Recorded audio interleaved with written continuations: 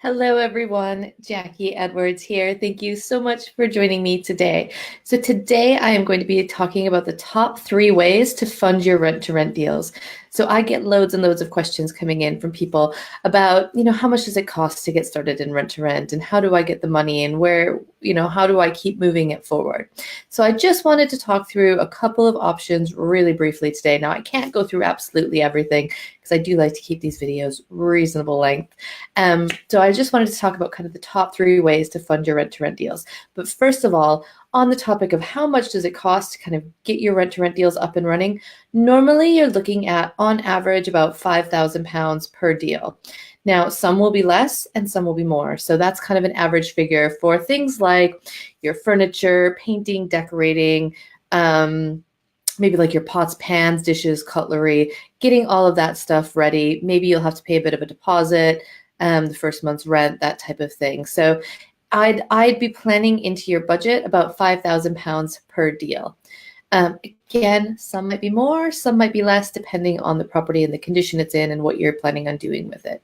All right, now how do you fund those? Now, the very first best, the first and easiest way, I should say, maybe not the best, but the easiest way is to use your own funds. So this, especially when you're just getting started, it's hard to have the credibility to kind of get joint venture partners, and it can be quite stressful to take out loans and things like that.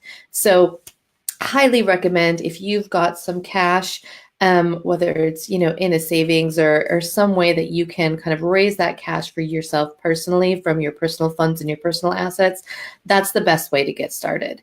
And then the second thing that I recommend you do, or the kind of second way of raising funds, is looking at joint venture partners. Now, even if you do have quite a lot of cash, I recommend having a look at joint venture partners because it can be a great way to kind of grow your business and to continue onwards, because at some point, no matter what, we're all going to run out of cash. And it's, if you're really interested in property investing and to kind of move past even rent to rent and go on to buying your own properties and developments and things like that, you're going to have to get used to raising funds. So I find rent to rent kind of a good introduction to that and a good way to introduce yourself to joint venture partners. And it usually is a little bit easier once you've got a couple properties up and running so that you can show people your experience, because it can be hard again to get joint venture partners when you've got no experience, you've got nothing to show them. But otherwise, if you do need money straight away, friends and family tend to be the easiest to approach. There are also loads of people at property networking meetings that are looking for deals to put their money in. So there's people with lots of money and no time. So if you're somebody with the time and the knowledge but no money, go and pair up with them. So head to your networking meetings. Now, I try to keep it super, super simple when I'm structuring my joint venture deals. I structure them more like basic loans. You can do profit shares and 50-50 splits, but those can get really complicated because, you have to agree what exactly is profit, what costs are coming out, what costs aren't included. Is your time for the management included in the overall profit, or is that part of your kind of 50-50 split? You have to be super, super, super clear. And it also means you have to have your books open to that other person so that they can check the profit at any time, basically, to make sure that you're paying them the right amount. So I find that just a little bit more complicated than I'd like. So especially when you're first working with somebody as a joint venture partner, you want to keep it simple so that you can practice working together. And I'd suggest keeping the amounts low, which is why it's good to start with rent to rent, because you might probably only need £5,000 for that deal. So I keep it super simple, a simple loan agreement. Normally I pay about 5 or 6% interest, 5 or 6% interest per annum. And I do a capital and interest repayment. So I would say what I've done recently is I've had a 5-year contract. So my rent to rent agreement is 5 years. I need £5,000 to get that property up and running. So I would take a loan for £5,000, but I would take that over 2.5 years. And it would be at 6%. And they would get interest and capital repayments over the next 2.5 years.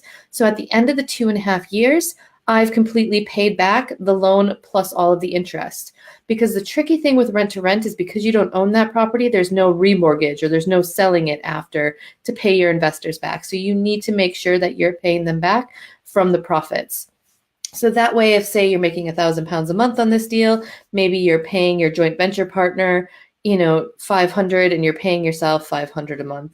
or whatever it is that the numbers come out at. I used to be an accountant, but I'm pretty terrible at numbers just off the top of my head. So completely making those up. So it's just looking at the deals that way. So maybe you are doing a 50-50 split, but it's a straight loan agreement. So they don't need to look at your books. You don't need to keep super detailed records and have a super detailed contract. If you do want to do more of a profit share, you also have to be careful of making sure you both understand who does what. So do you want them involved in the management? Do they want to be part of any of it? And just be really clear on who's making decisions on certain things. All right, so that was number 2. So getting joint venture partners. So number 1 is self-funding. Number 2 is having joint venture partners. Number 3 is one of the ways that we got started. Now, this is a little bit more advanced. We used our pension, or should I say, I used my joint venture partner's pension. So I was the one that was really interested in property investing, and I talked to my boyfriend about it, and he had a job. He was doing really well. He wasn't really interested in starting a whole new venture, basically, but he wanted to be able to support me. And we looked at how we could use his pension for this. So that's basically what he was able to do. So we worked with an IFA, so a financial advisor, and they were able to set up what's called a SAS pension, so a small self-administered scheme. This is similar to a SIP, which I don't even know what that stands for, but a SIP is more for personal management of your pension, but you're still limited as to what you can invest in. Whereas with a SAS, you've got a lot more options of what you can invest your pension pot into. Now, I'm not an IFA, so I can't go into all the details about how this works because I don't know. But basically, the IFA set us up a kind of a pension, SAS pension wrapper that was linked to our limited company. And then as part of what we could do, we could loan 50% of the funds from the SAS into the limited company, and we could use that funds to start our rent-to-rent business.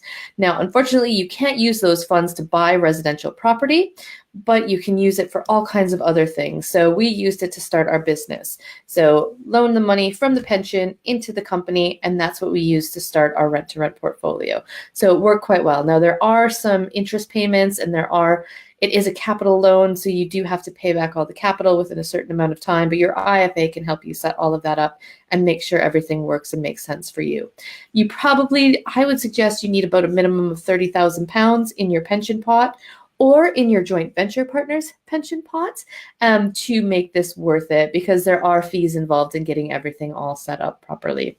But that can be a really great source of funds for you or a partner who's not using their pension, because for most of us, we don't even think about our pension on a day-to-day basis because it's not something that we can access right now. We have to wait until we're retired, and there's rules about it. But this is a great way of you're not taking the money out for yourself for your pension, but you're investing it into your business. So I highly recommend having a look at that if you've got a pension pot or if you know somebody that has, because it could be a great investment for them where you agree an interest rate that's probably higher than what they're making in their pension at the moment.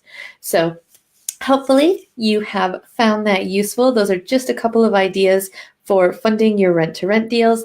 Thank you so much for joining me. I'm glad to see that we've got some people on here, and I will see you next week for the next Live at Lunchtime. Thank you very much.